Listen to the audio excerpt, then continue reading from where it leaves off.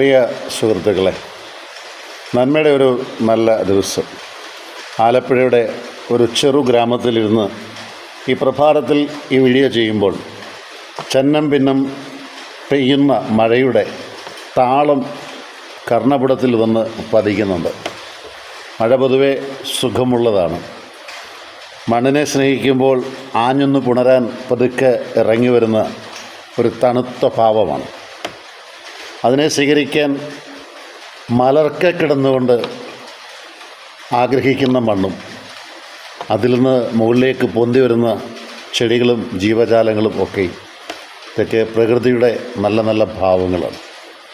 ഞാനന്ന് നിങ്ങളുടെയൊക്കെ പറയുന്നത് പശുവിന് വാലന്തിന കൊടുക്കുന്നത് എന്ന് ചോദിച്ചാൽ അലങ്കാരമാണ് എന്ന് പറയുന്നുണ്ട് എങ്കിൽ തെറ്റാണ്. പശുവിന് നല്ല എല്ലാ മൃഗങ്ങൾക്കും വാലുള്ളത് അതിനെ കുത്തുകയോ അതിനെ ഉപദ്രവിക്കുകയോ ചെയ്യുന്ന ജീവികളെ ഓടിച്ചു കളയും. ഉപദ്രവിക്കുക എന്ന് പറഞ്ഞാൽ കൊതു കുത്തിയാൽ ആ വാല് കൊണ്ട് അതിനെ അടിച്ചു കളയാൻ സാധിക്കും. പക്ഷെ വാലില്ലാത്ത പശു എനിക്ക് കൊതുവിനെ ഓടിക്കാൻ സാധിക്കുന്നില്ല എന്ന് പറഞ്ഞുകൊണ്ട് വെള്ളത്തിൽ ചാടി മരിക്കാനൊന്നും പോകുന്നില്ല.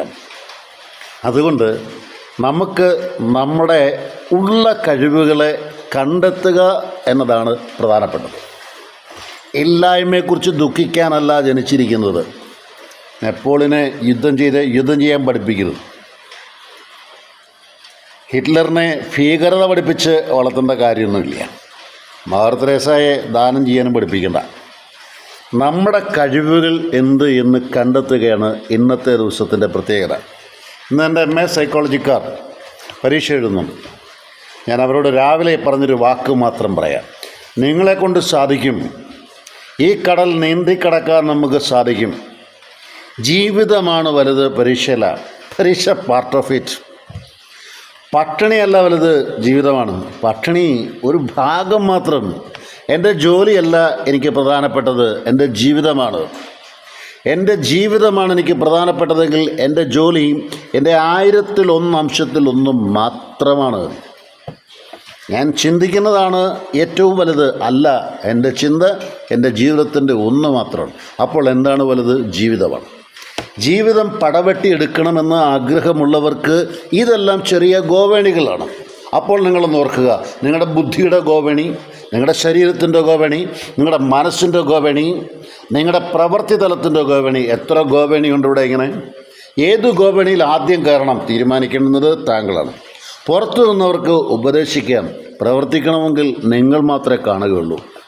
നിങ്ങൾക്ക് വേണ്ടി അവരും മരിച്ചിട്ടുണ്ടോ? ഇല്ല.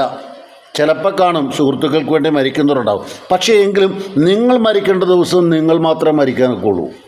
അതുകൊണ്ട് നിങ്ങൾക്ക് ജീവിക്കേണ്ട ദിവസം നിങ്ങൾക്ക് മാത്രമേ ജീവിക്കാനൊക്കെ ഉള്ളൂ. വഴിയിൽ വരുന്ന എന്ത് പ്രതിബന്ധങ്ങളെയും കണ്ട് മുന്നോട്ട് പോവുക.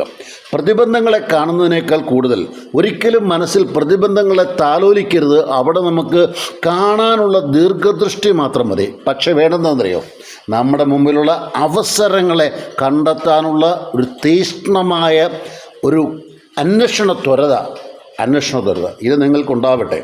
അപ്പോൾ നമുക്ക് ഒരു കാര്യം കൂടെ മറക്കാതിരിക്കാം. നമ്മളൊക്കെ ഉറങ്ങും അല്ലേ?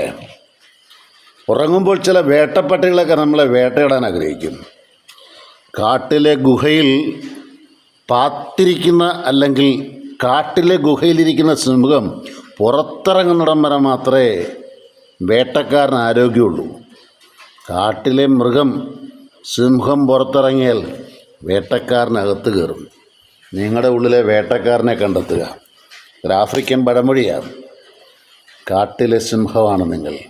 ഒളിഞ്ഞിരിക്കേണ്ടതെന്നല്ല, പതിഞ്ഞിരിക്കേണ്ടതെന്നല്ല, അവരനെ കണ്ട് ഭയപ്പെടേണ്ടതുമല്ല. ഒറ്റയ്ക്ക് വെട്ടുക വഴി ആരും തടയില്ല. ജോൺസൺ കരീം.